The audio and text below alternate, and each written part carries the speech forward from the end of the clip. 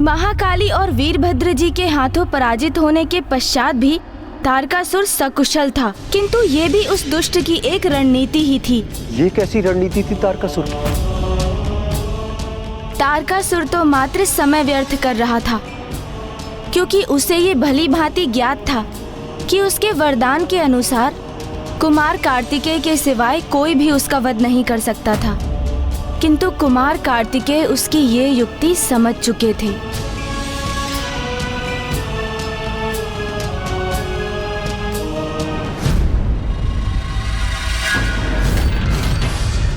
तुम तब तक कुशल हो जब तक तुम मेरे अतिरिक्त अन्य सभी से युद्ध करते रहोगे तारकासुर, और तुम्हारी ये चाल मैं समझ चुका हूं। किंतु अब इससे और अधिक लाभ नहीं होने वाला है तुम्हें, क्योंकि अब तुम मेरे साथ इस युद्ध को और अधिक नहीं टाल सकोगे।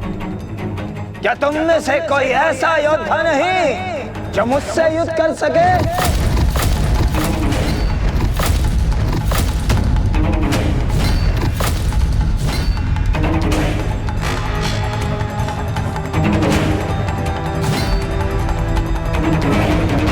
मैं करूंगा तुमसे युद्ध।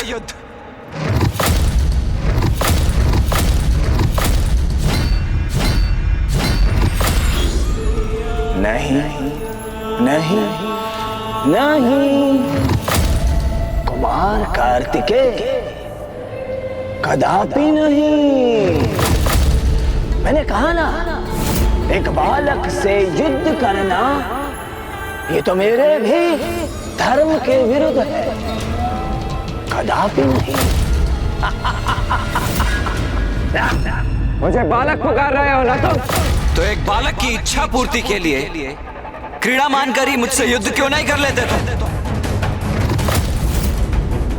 युद्ध बालकों की क्रीड़ा नहीं कुमार कार्तिकेय। अरे कहीं भूलवश मैंने तुम्हारा वध कर दिया तो बाल हत्या का पाप लगेगा मुझे। ना ना ना ना ना ना, ऐसा भूल नहीं करना मुझे ना। अच्छा, अभी कल ही तो तुमने मुझे चुनौती दी थी, मुझसे मेरा आत्मदाह करवाना चाहते थे ना तुम, और आज मेरा वध तुम्हारे लिए पाप हो गया। और वैसे भी तुम असुर पाप और पुण्य की चिंता कब से करने लग गए? उचित कहा तारकासुर, युद्ध क्रीड़ा नहीं होती है, किंतु समय व्यर्थ करके क्रीड़ा ही तो कर रहे हो तुम। क्या कहा था तुमने कि मेरे अतिरिक्त किसी भी योद्धा से युद्ध करने के लिए सज्ज हो ना तुम? तो सुनो, आज यहां उपस्थित समस्त योद्धाओं की उपस्थिति में मैं देव सेनापति महादेव पुत्र कुमार कार्तिकेय तुम्हें युद्ध की चुनौती देता हूं।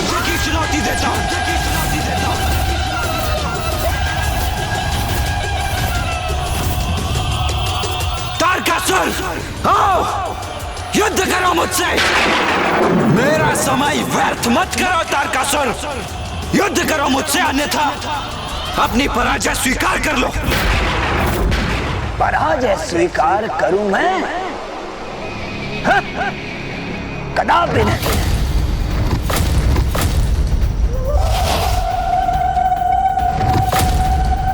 युद्ध चाहते हो ना तुम?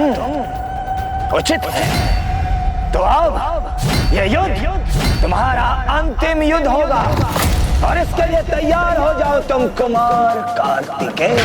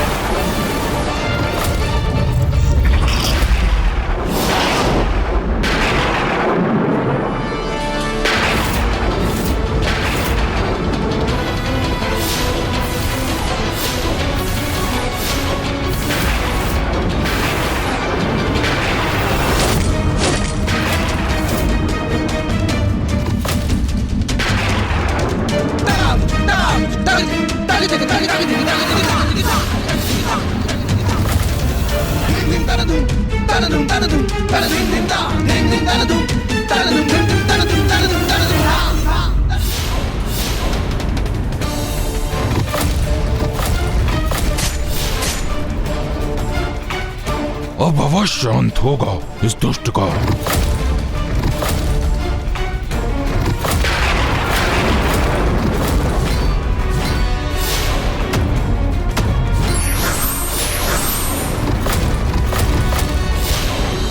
ताड़कासुर को प्राप्त वरदान के कारण वो वीरभद्र जी और देवी महाकाली के आहत करने पर भी पुनः कुशल हो रहा था, किंतु ये बाण उसके काल का बाण है, कुमार कार्तिकेय का बाण है। इसके आघात के पश्चात ताड़कासुर इसके प्रहार से मुक्त नहीं हो पाएगा। कार्तिकेय कई बाण छोड़ने वाले हैं।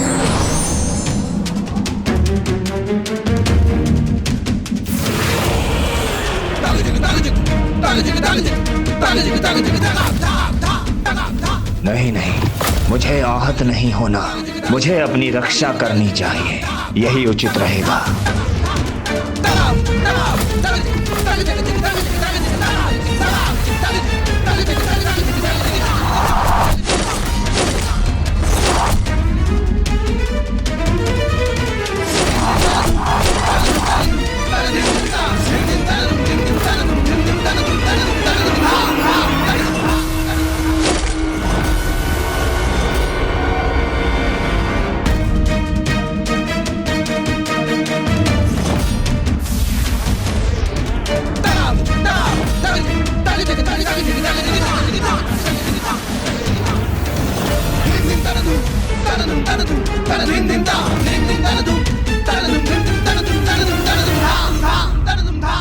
तारकासुर प्राणहीन हो गया, अंत हो गया तारकासुर का। नहीं देवराजेंद्र,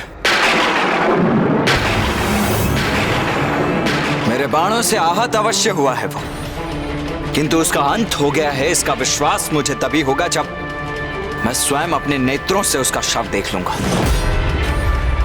अभी तारकासुर का अंत नहीं हुआ और ना ही अभी ये युद्ध समाप्त हुआ है, क्योंकि अब वो मेरी स्वरूपिणी देवी तारा का आवाहन करेगा।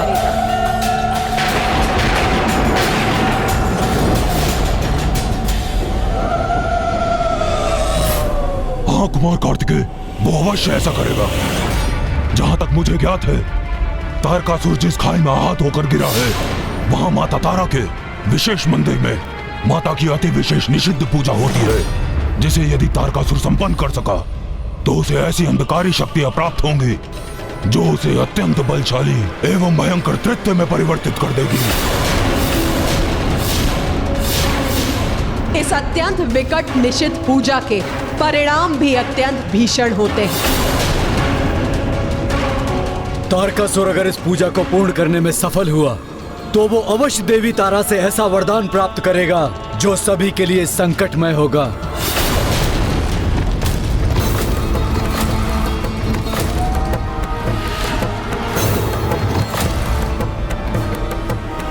तो मैं उसे ये निषिद्ध पूजा कभी संपन्न नहीं करने दूंगा।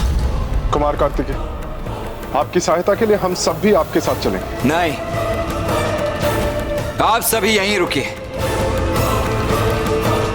क्योंकि तारकासुर के अध्याय का अंत करने के लिए यह कार्य मुझे ही संपन्न करना होगा।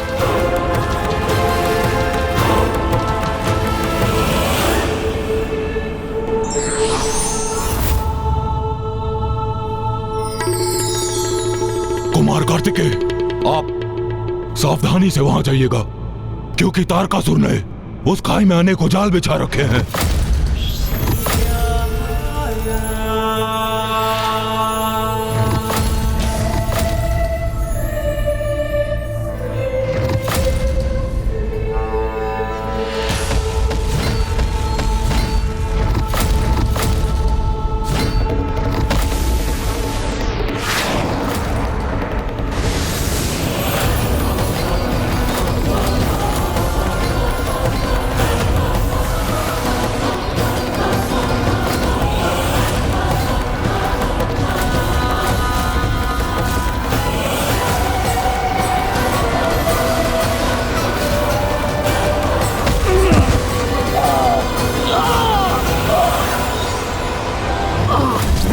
पुत्र।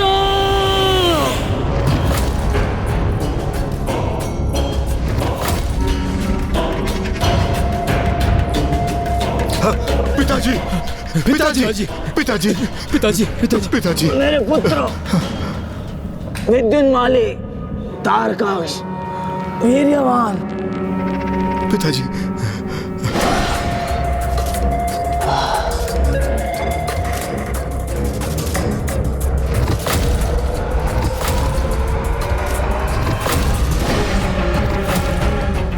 पिताजी, ये कैसी दुर्दशा कर दी उस कुमार कार्तिकेय ने आपकी।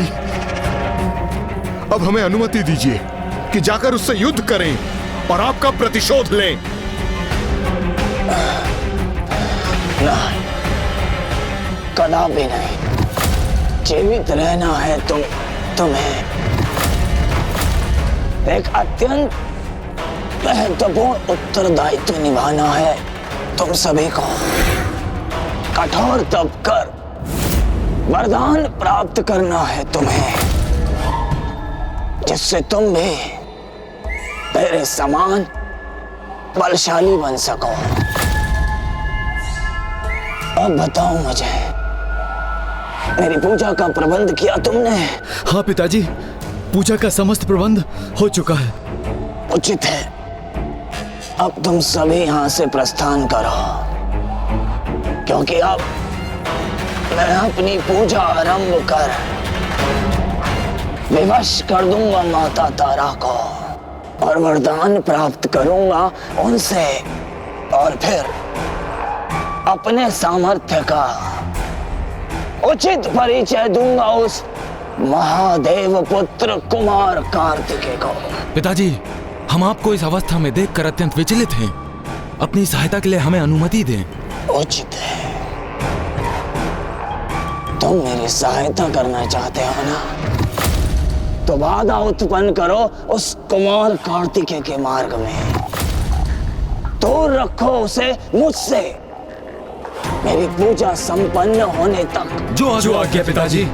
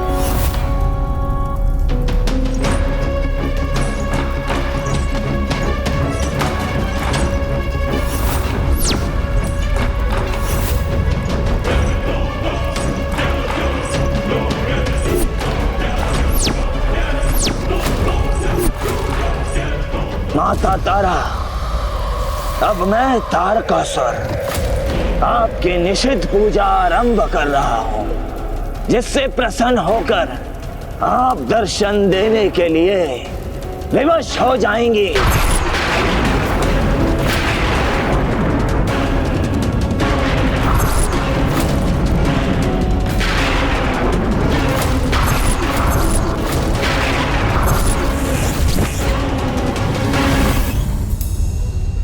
एक और तो पुत्र कार्तिकेय समय रहते तारकासुर की पूजा रोकने के लिए तत्पर है, तो वहीं दूसरी ओर तारकासुर अवैदिक वाम मंत्रों के प्रयोग से मेरी स्वरूपिणी देवी तारा का आवाहन करने के लिए आतुर है। एक पुत्र सन्मार्ग पर तो दूसरा कुमार्ग पर। हाँ नाथ, क्योंकि वाम पूजा के विधान के अनुसार इस पूजा के माध्यम से भक्त ईश्वर को विवश कर उनसे वरदान प्राप्त करता है, किंतु उसे इसका ध्यान नहीं रहता कि ईश्वर की अनिच्छा से जो भी होगा उसका परिणाम कभी सुखद नहीं होगा। किंतु मैं जगत जननी हूं। अच्छा हो अथवा बुरा, तारकासुर भी मेरा ही पुत्र है, और यदि उसका आवाहन चरम पर पहुंचा तो देवी तारा उसे दर्शन प्रदान करेगी।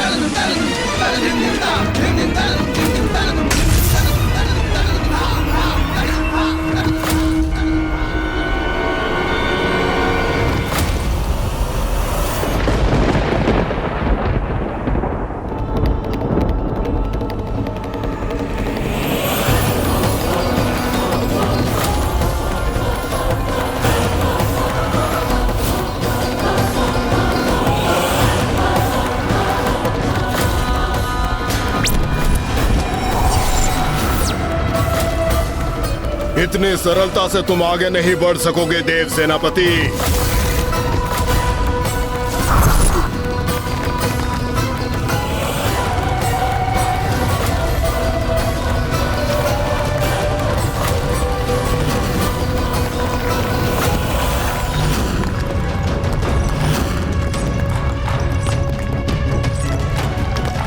ये क्या हो रहा है? मेरे चारों ओर भूमि स्वतः ही कंपन कैसे कर रही है?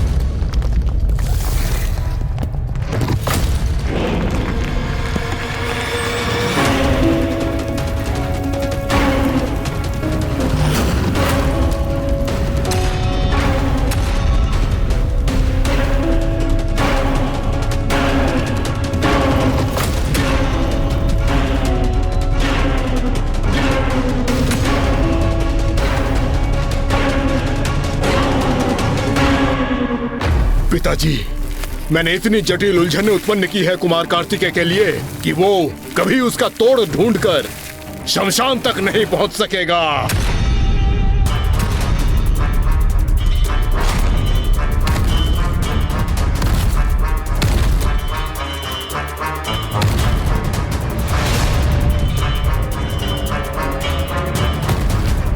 मुझे इस भटकाव को शीघ्र ही पार करना होगा, अन्यथा तारकासुर अपनी पूजा पूर्ण कर लेगा।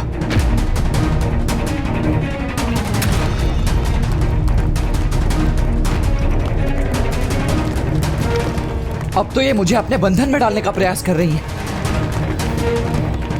किंतु मैं इनके बंधन में उलझूंगा नहीं।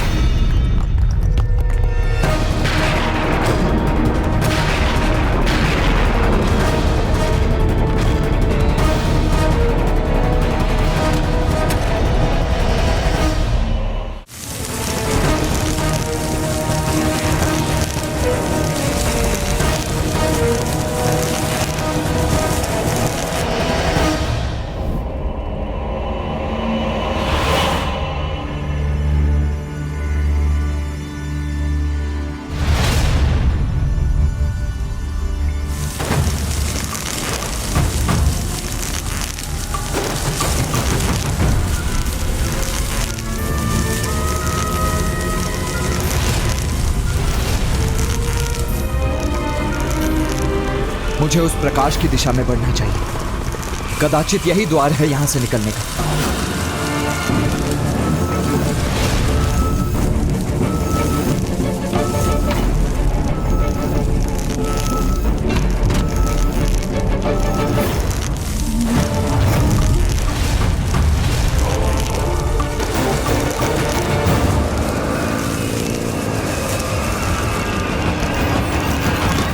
किंतु ये द्वार तो बंद हो रहा है, मुझे शीघ्रता करनी होगी।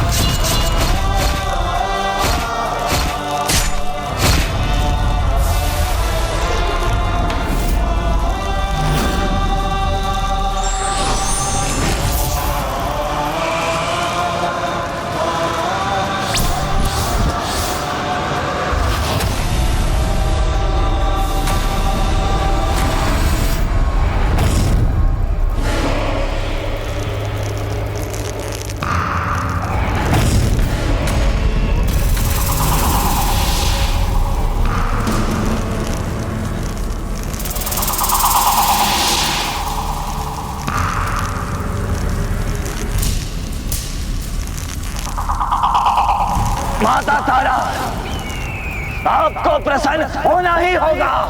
मेरी पूजा से आपको प्रसन्न होना होगा। दर्शन दीजिए मुझे माता, दर्शन दीजिए मुझे।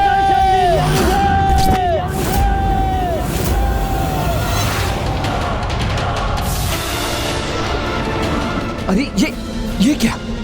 मैं तो नीचे गिर रहा हूं अब। नीचे धधकता लावा और ऊपर तारकासुर के मायावी पुत्रों की अंधकारपूर्ण माया। कुमार कार्तिकेय तारकासुर के पुत्रों के छल में बुरी तरह से उलझ चुके थे और अब उनके समक्ष बचने का कोई शेष मार्ग भी नहीं बचा था। फिर कुमार कार्तिकेय के साथ क्या हुआ? तत्पश्चात ऐसा कुछ हुआ जिसके विषय में कुमार कार्तिकेय ने कभी कल्पना भी नहीं की थी।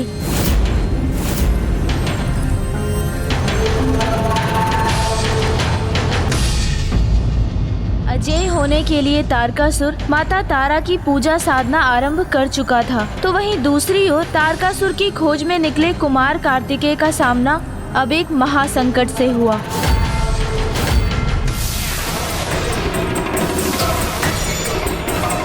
अरे ये क्या? मैं तो नीचे गिर रहा हूं अब।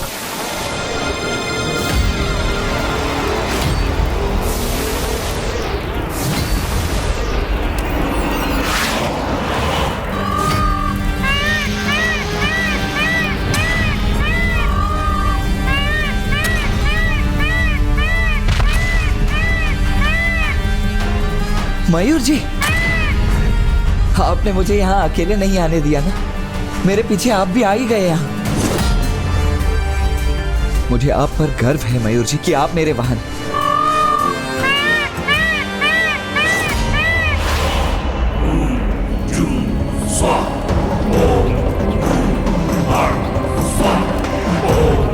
माता तारा, आपको प्रसन्न होना ही होगा।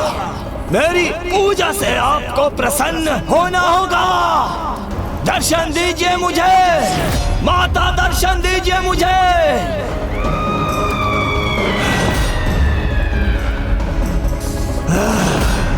नहीं,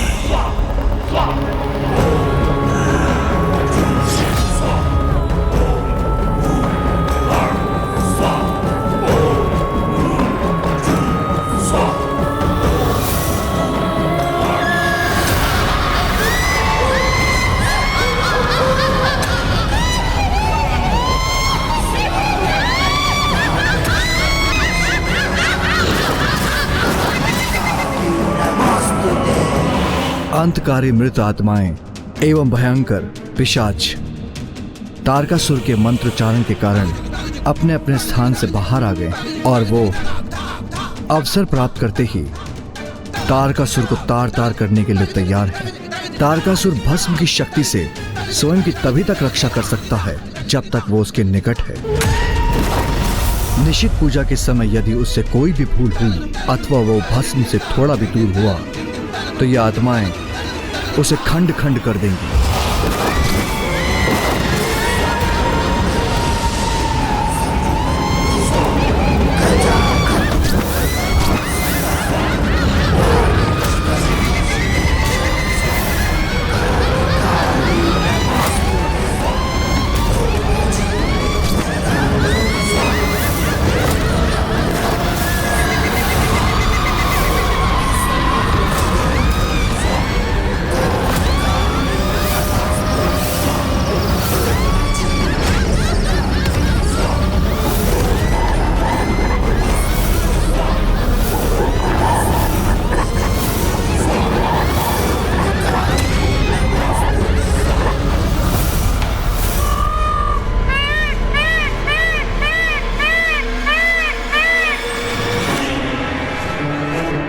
ये धूम्र अवश्य तारकासुर की पूजा के स्थान से ही उत्पन्न हो रहा है, जहां तारकासुर मां की निषिद्ध पूजा कर रहा है।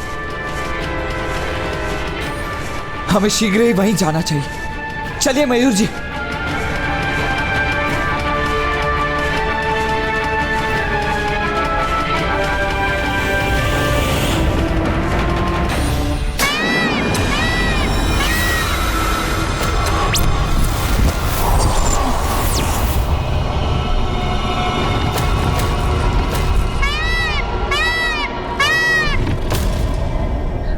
सेनापति, तुम्हारे इस वाहन के साथ तुम्हारा अंत होगा यहाँ।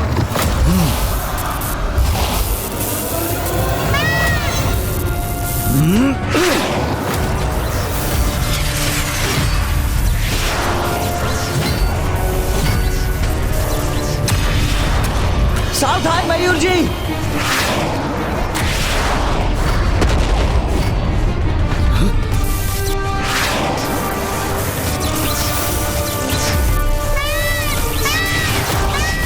मयूर जी,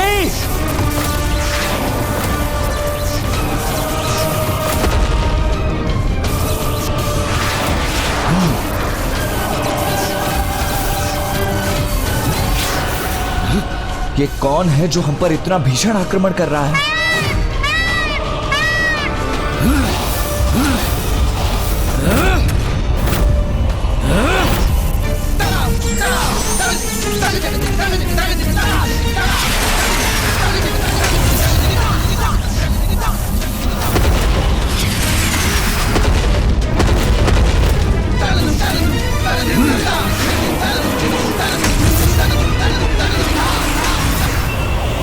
मयूर जी।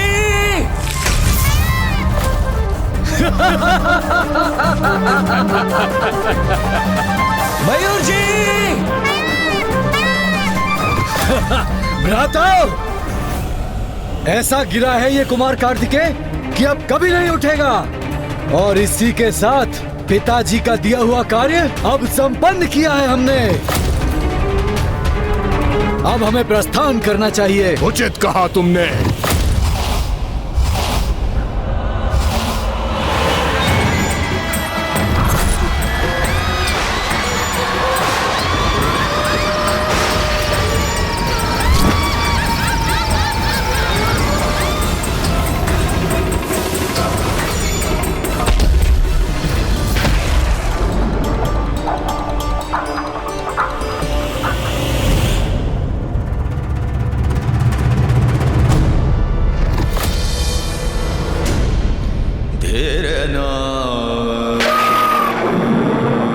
मयूर जी।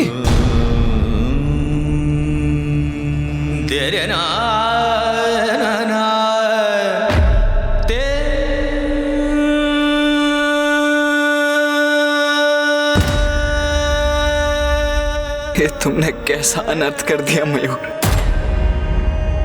मेरे प्राणों को बचाने के लिए स्वयं के प्राणों को संकट में डाल दिया।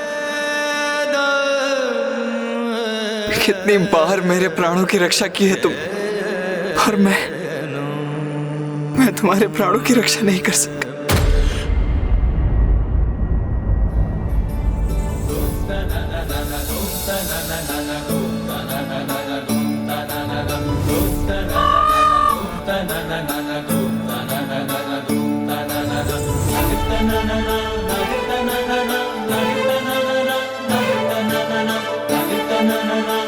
मयूर, मयूर तुम सुरक्षित हो? पुत्र कार्तिकेय,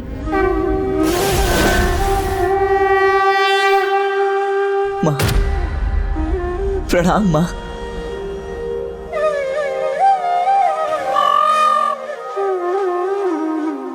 माँ देखिए ना, मेरा मयूर सर्वथा कुशल है, सर्वथा कुशल है मेरा मयूर। पुत्र, कितनी अद्भुत मित्रता है तुम्हारी और मयूर की। वो तुम्हारा वाहन ही नहीं, अपितु तुम दोनों तो एक दूसरे के कवच हो पुत्र। हाँ माँ, निस्वार्थ स्नेह का बंधन है ये तो। और ये भी कितना अद्भुत है ना माँ, कि मूक होते हुए भी अपने स्नेहपूर्ण आचरण से कुछ जीव कितनी भली भांति अपनी भावनाओं को प्रकट कर देते हैं। पुत्र, मयूर कुशल तो है, किंतु वो तुम्हारे साथ अभी आगे बढ़ने में समर्थ नहीं है पुत्र।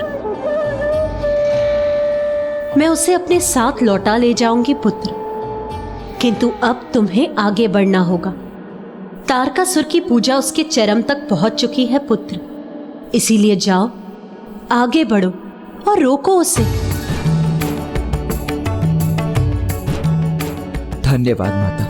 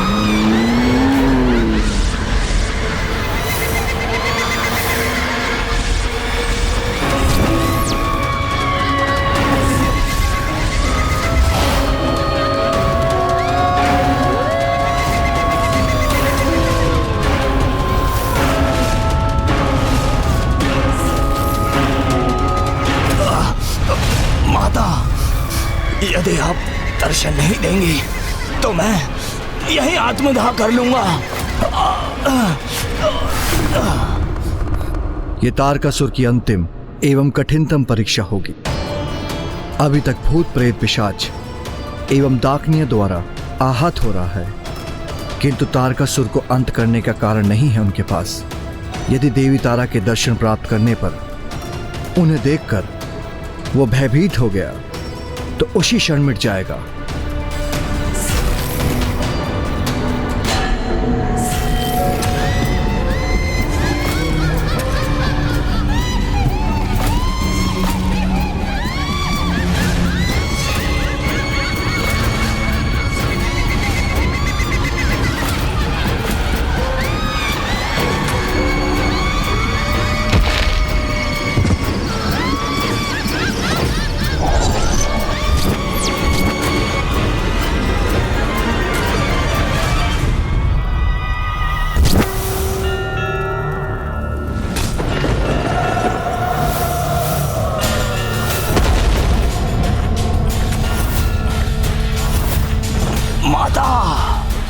तारकासुर, बोल, क्यों आवाहन किया है मेरा?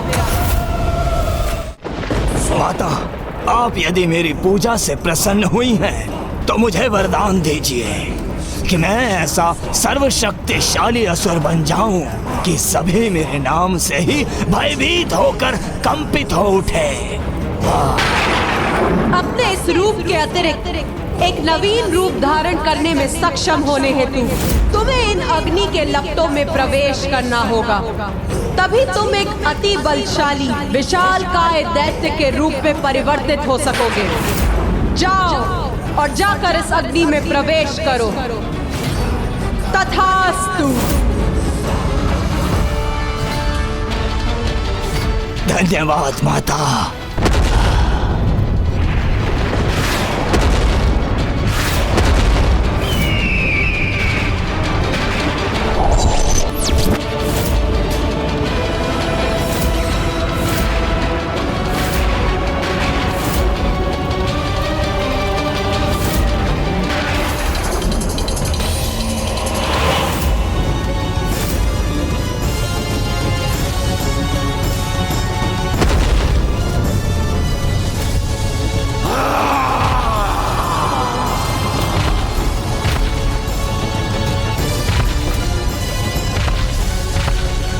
तारकासुर,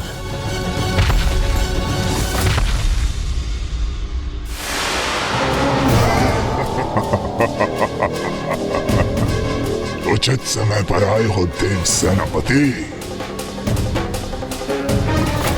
तुमसे भेंट करने के लिए ही लालायित था मैं।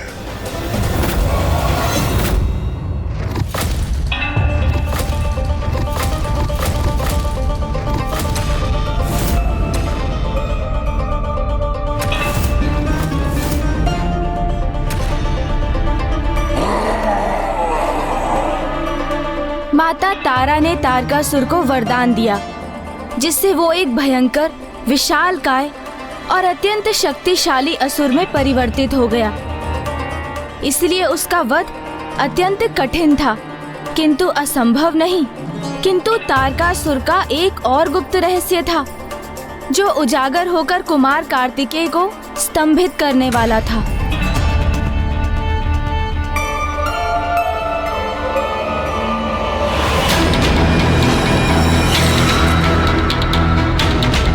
तारकासुर ऐसे भयंकर रूप में?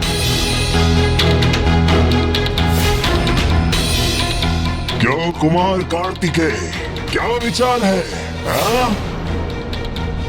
मेरा ये रूप भाया ना तुम्हें? तुम्हारा ये रूप तुम्हारे भीतर के सत्य को ही उजागर कर रहा है तारकासुर।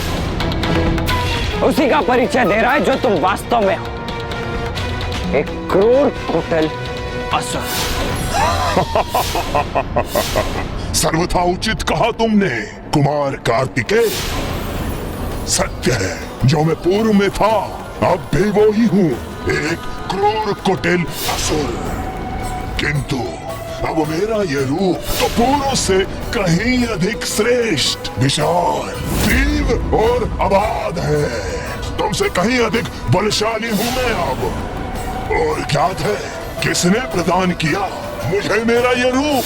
तुम्हारी माता की ही अन्य रूप माता तारा ने।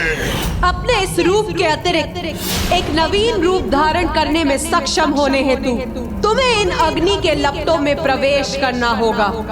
तभी तुम एक अति बलशाली विशालकाय दैत्य के रूप में परिवर्तित हो सकोगे। और ऐसा इसलिए किया उन्होंने क्योंकि अवश्य उनके अनुसार भी जिसे मसल कर नष्ट करने का समय आ गया है अब।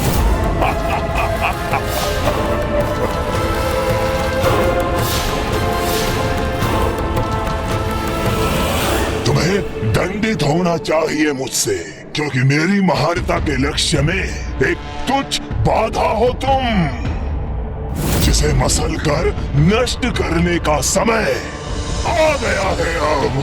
तारकासुर, माता तारा ने तुम्हें यह वरदान अपनी इच्छा से नहीं दिया है, तुम्हारी पूजा से विवश हो गई वो। उसी प्रकार जैसे ब्रह्मदेव भी तुम्हारे तप के फलस्वरूप तुम्हें वरदान देने पर विवश हो गए थे। किंतु तुम असुर ये क्यों नहीं समझते कि ईश्वर को विवश करने का परिणाम कभी शुभ नहीं होता। बस शांत हो जाओ तुम। मुझे शांत करा कर क्या होगा तारकासुर? इससे सत्य तो नहीं बदल जाएगा ना। नवीन रूप हो या पुराना रूप, इससे तुम्हारी नियति कदापि परिवर्तित नहीं होगी।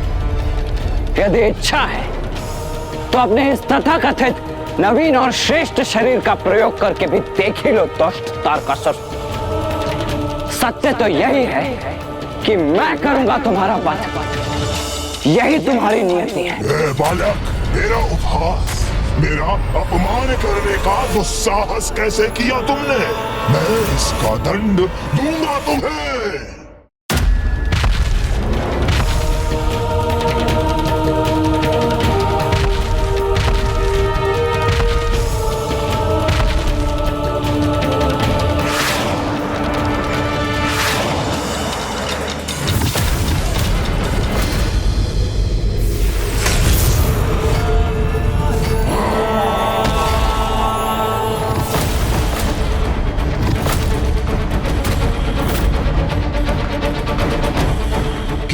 कुमार कार्तिकेय, मेरे बल का परिचय प्राप्त हुआ तुम्हें? सावधान हो जाओ देव सेनापति, क्योंकि अभी तो यह मात्र आरंभ है मेरी दुष्टता और क्रूरता का।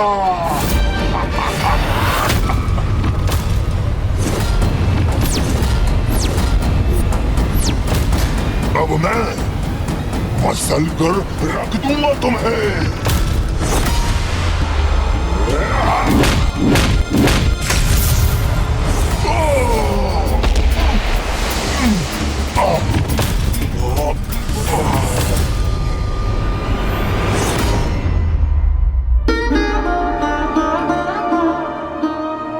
क्या हुआ स्वामी? तारकासुर तो प्रत्येक रूप में कुमार कार्तिकेय के समक्ष निर्बल प्रतीत हो रहा है। नहीं प्रिय, तारकासुर के इस रूप को मां तारा का वरदान प्राप्त है। इस रूप में कार्तिकेय के लिए तारकासुर का वध करना सरल नहीं।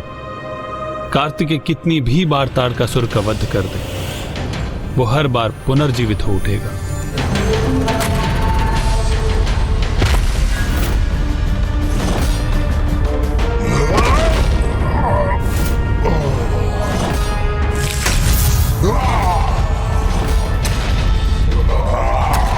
तुम्हारा अंत करने में बहुत आनंद आएगा मुझे महादेव पुत्र कुमार कार्तिकेय।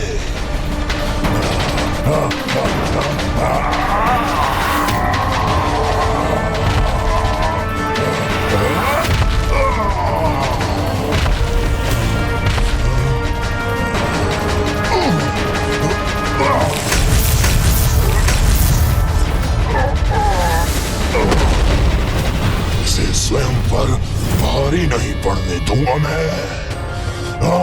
बस तारकासुर बस, अब अपने अंत के लिए तैयार हो जाओ।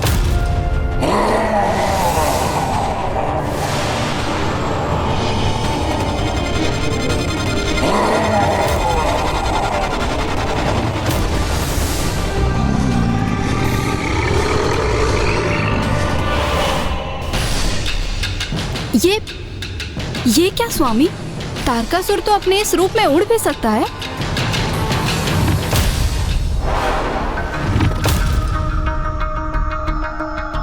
कहाँ विलीन हो गया ये दुष्ट? क्यों कुमार कार्तिकेय?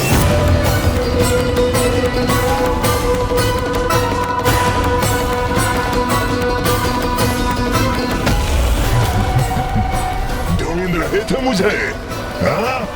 तारकासुर, तुम्हारी इस क्रीड़ा का अंत करूंगा मैं।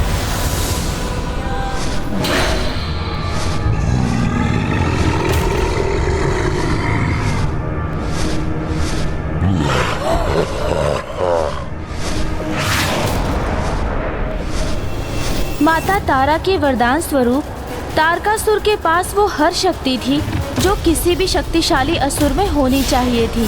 इसके अतिरिक्त तारकासुर के पास एक शक्ति और भी थी, उसके छल की शक्ति, जिसका कार्तिकेय के समक्ष कोई उत्तर नहीं था। तुम्हारी इस क्रीड़ा का अंत करूंगा मैं।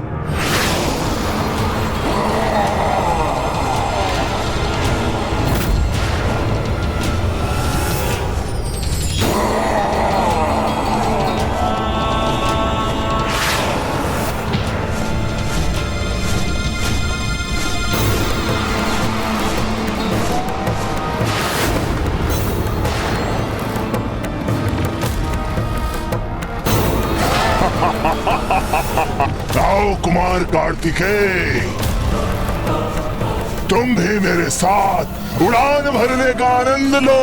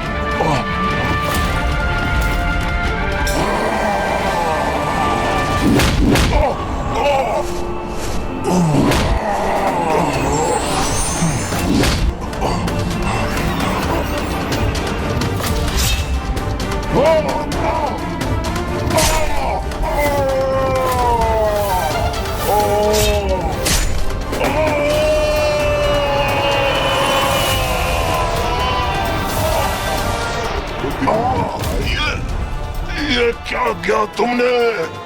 मैं गिर रहा हूँ।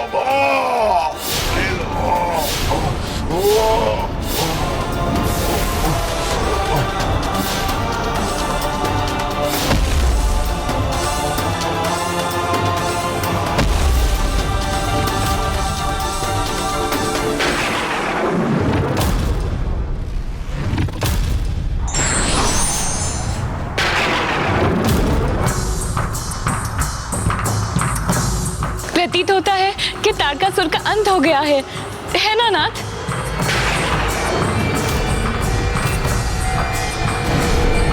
कुमार कार्तिकेय,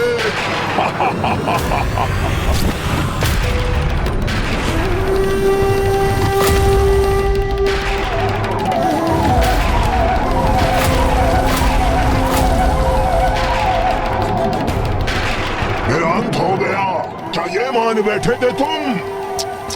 क्षमा करना, तुम्हें निराश किया मैंने। तब नहीं हुआ तो क्या हुआ? अब अवश्य करूंगा तुम्हारा अंत मैं तारकासुर।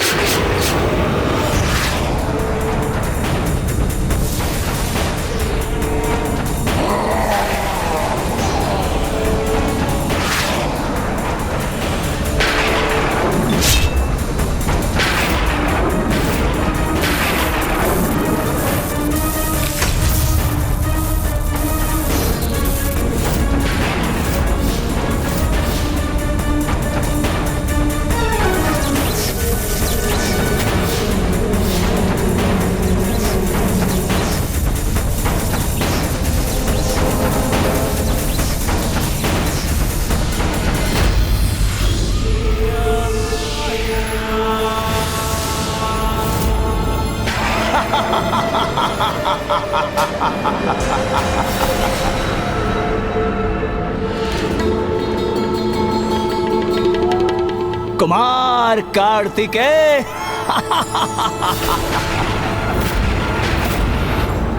तुम समझते क्यों नहीं कि मेरा अंत असंभव है?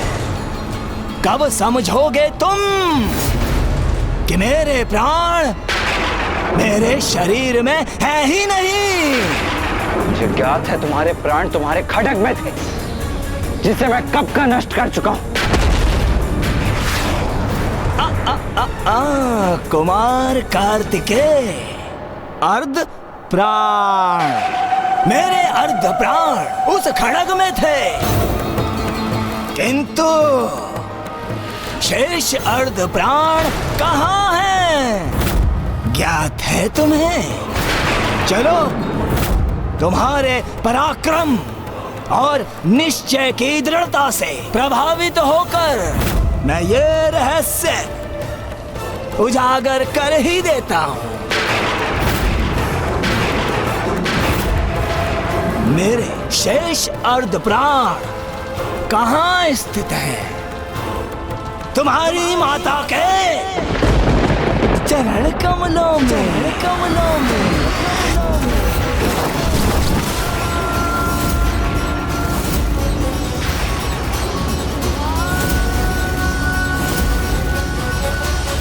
क्या हुआ?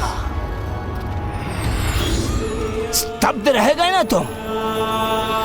अब कोई बोल नहीं फूट रहे तुम्हारे मुख से?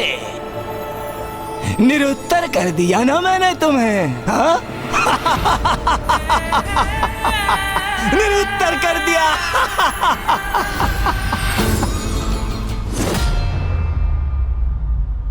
मेरा वध करना चाहते हो ना तुम?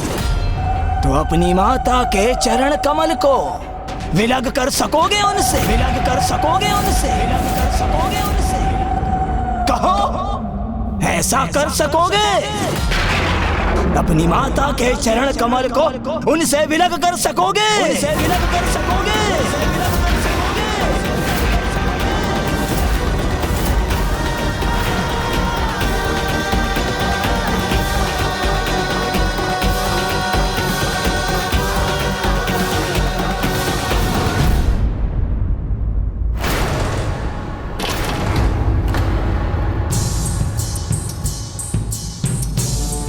कुमार कार्तिकेय को प्रस्थान किए हुए बहुत समय बीत चुका है। क्या हुआ होगा वहां? हाँ इंद्रदेव, यहां उनकी प्रतीक्षा करने में असहायता का आभास हो रहा है, और ये ज्ञात करने का भी कोई उपाय नहीं कि वो वहां कुशल तो हैं, कहीं उन्हें हमारी सहायता की आवश्यकता तो नहीं।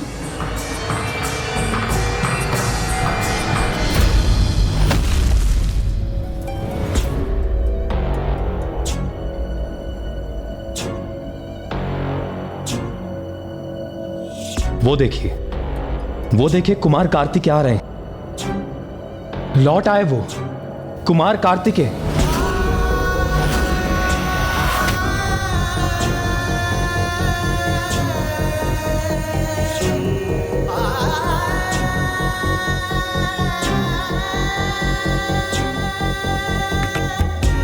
कुमार कार्तिकेय, हम सभी आपकी प्रतीक्षा कर रहे थे। आप कुशल तो है ना? बताइए ना कुमार कार्तिकेय, क्या हुआ वहां? आप तारकासुर की पूजा रोक सके? उसका वध किया आपने? ये कैसा अनुचित प्रश्न पूछ रहे हैं आप वरुणदेव? यदि कुमार कार्तिकेय लौट कर आए हैं तो अवश्य ही उन्होंने तारकासुर का वध कर दिया होगा।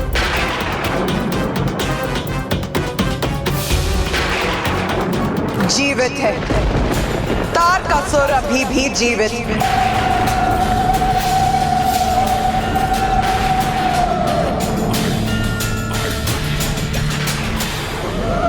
ये क्या कह रही है माता? और ये कैसे संभव है? कुमार कार्तिकेय, तारकासुर अभी भी जीवित है ना?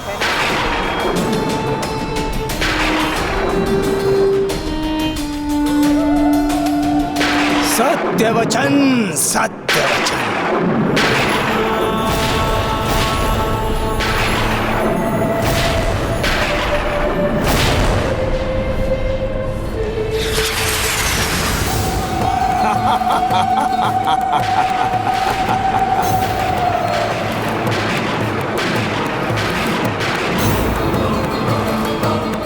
मैंने कहा था मैं जीवित रहूंगा, और देखो तुम सभी के समक्ष जीवित हूं मैं, और सदैव जीवित रहूंगा।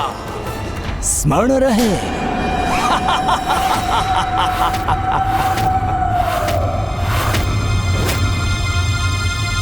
पूर्व में ही कहा था मैंने, इस बालक से युद्ध मत करवाओ, किंतु तुम सभी ने इस निरय बालक से युद्ध करवा कर मेरा धर्म भ्रष्ट करवा ही दिया,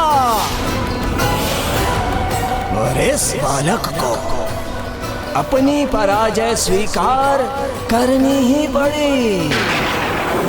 तारकासुर, कुमार कार्तिकेय तुम्हारा काल है, काल।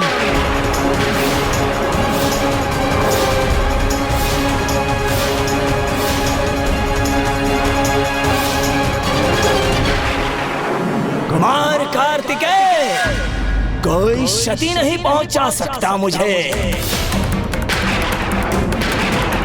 मेरे शेष प्राण कहाँ स्थित हैं, ये ज्ञात होने पर भी तुम कोई क्षति नहीं पहुंचा सकोगे मुझे, क्योंकि तुम्हारी भावुकता ही तुम्हारी दुर्बलता है। किंतु मैं क्रूर कुटिल असुर विजयी होकर ये प्रमाणित कर दूंगा कि निरे बालक ही हो तुम। कोई बात नहीं, एक अंतिम अवसर देता हूं मैं तुम्हें, जाकर मेरे शेष प्राण नष्ट करो, अन्यथा शोणितपुर के उत्तर में स्थित स्वर्ण सरोवर के तट पर आकर मेरे द्वारा अपने अंत के लिए तैयार हो जाओ। इन देवताओं के समक्ष तुम्हारा अंत करने में मुझे अत्यंत आनंद आएगा। अत्यंत आनंद आएगा।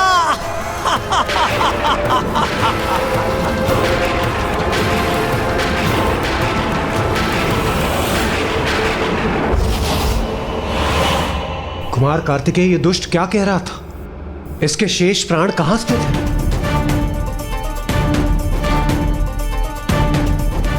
हाँ कुमार कार्तिकेय, बताइए ना। मेरी माता के चरण कमलों में इसका वध करने हेतु मुझे उनके चरण कमलों को उनके तन से विलग करना होगा।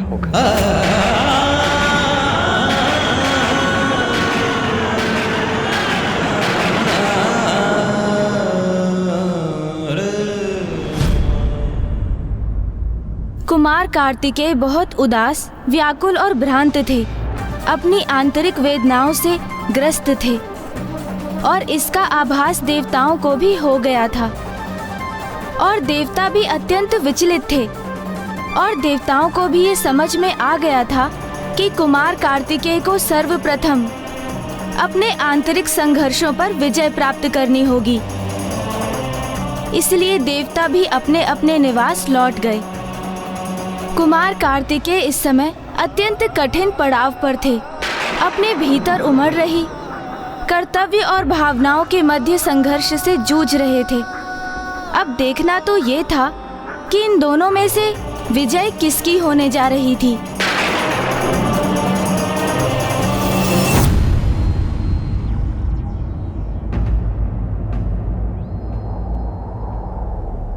मेरे शेष अर्ध प्राण कहाँ स्थित है?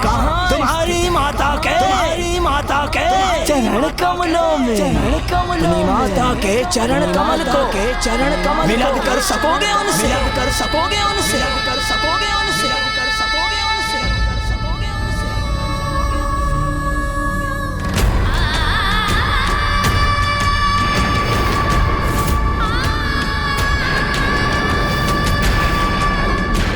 जाओ, जाकर विजय प्राप्त करके आओ।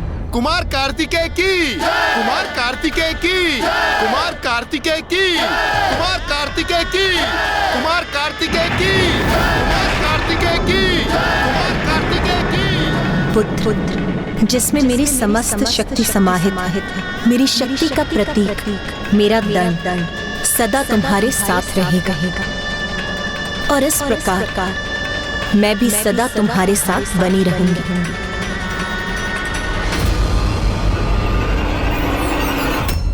उमा,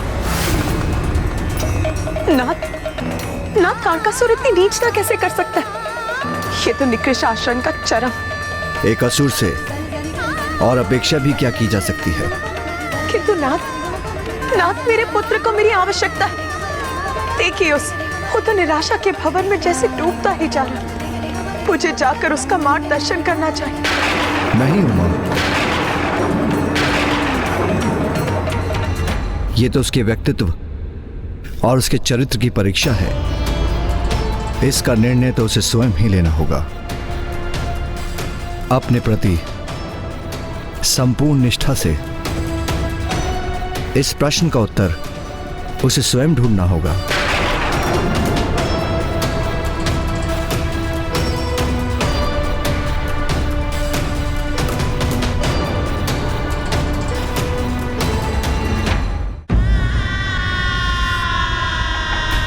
दोष मेरा ही। श्री महागणपति जी ने मुझे बताने का प्रयास किया था, किंतु मैंने ही उनके पूर्ण कथन का श्रवण नहीं किया। उचित तो यही होगा कि उस खड़ग को प्राप्त कर उसे नष्ट करने का तुम्हारा मुख्य उद्देश्य तारकासुर से छिपा ही रहे। और उचित है। सर्वप्रथम हम उस खड़ग को ही ढूंढेंगे। और अब ये कैसी दुविधा में उलझ गया हूं मैं। अब इसे कैसे सुलझाऊं मैं? क्या करूं मैं?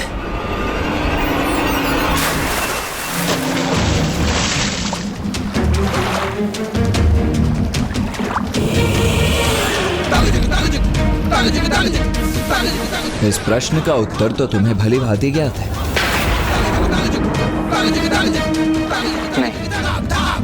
कुछ नहीं ज्ञात है मुझे। एक पुत्र अपनी माता को कष्ट कैसे पहुंचा सकता है? मैं जो कुछ भी हूं अपनी माँ के कारण ही तो हूं। फिर उन्हें कष्ट पहुंचाकर मैं स्वयं की दृष्टि में कितना गिर जाऊंगा, मैं इसकी कल्पना भी नहीं कर सकता।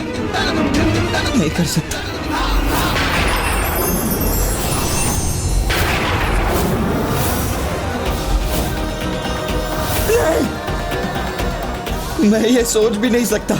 तुम देव सेनापति हो, मैं अपनी माता का पुत्र हूं। तुम महादेव पुत्र हो, जिसका जन्म एक विशेष प्रयोजन से हुआ है। तारकासुर का वध तुम्हारे जीवन का उद्देश्य है, और उसी तारकासुर के वध हेतु मुझे अपनी ही माता को आहत करना होगा। उनके चरण कमलों को उनसे विलग करना होगा। ये युद्ध है, और युद्ध में तो ऐसे ही भीषण परिणाम होते हैं देव सेनापति कुमार कार्तिकेय। नहीं, मेरी माँ उस भीषण परिणाम का भाग नहीं होंगी। मैं अपनी माँ का कोई अहित नहीं होने दूंगा। स्मरण करो, परशुराम जी ने अपने पिता के आदेश पर अपनी माता के शीश को उनके तन से विलग कर दिया था। अपनी भावनाओं को परे रख उन्होंने अपने पुत्र होने के कर्तव्य को निभाया था, और आज देव सेनापति होने के नाते यही तुम्हारा कर्तव्य है। जिन चरण कमलों में संतान का सुख बसता है, जो चरण कमल संसार को तारते हैं, मैं उन्हें कोई क्षति कैसे पहुंचा सकता हूं? एक ओर तुम्हारी माता है, और दूसरी ओर समस्त संसार, जिसे तारकासुर ने आतंकित कर रखा है। क्या अपनी माता को कष्ट से रक्षित करने हेतु तुम संपूर्ण संसार को कष्ट में डाल दोगे?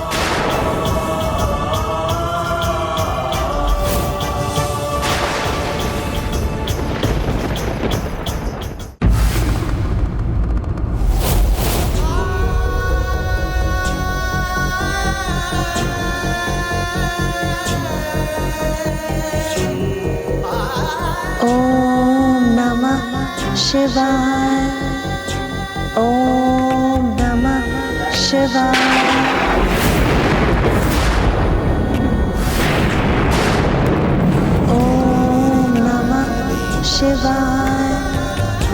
ओम नमः शिवाय।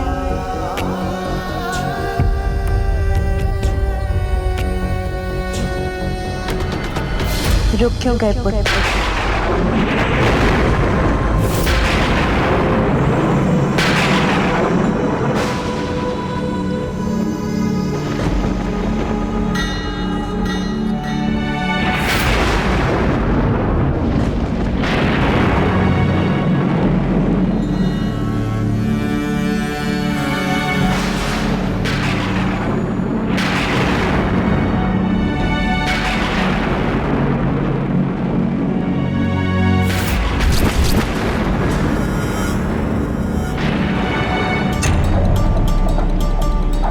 तुम्हारे यहाँ आगमन का कारण ज्ञात है मुझे।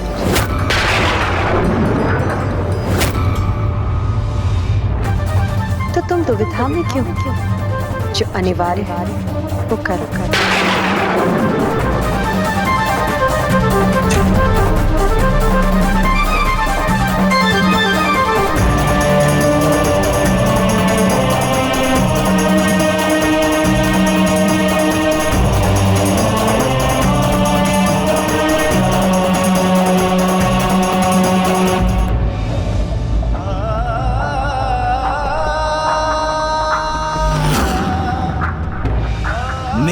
शेष अर्धप्राण कहाँ स्थित है? तुम्हारी माता के चरण कमलों में।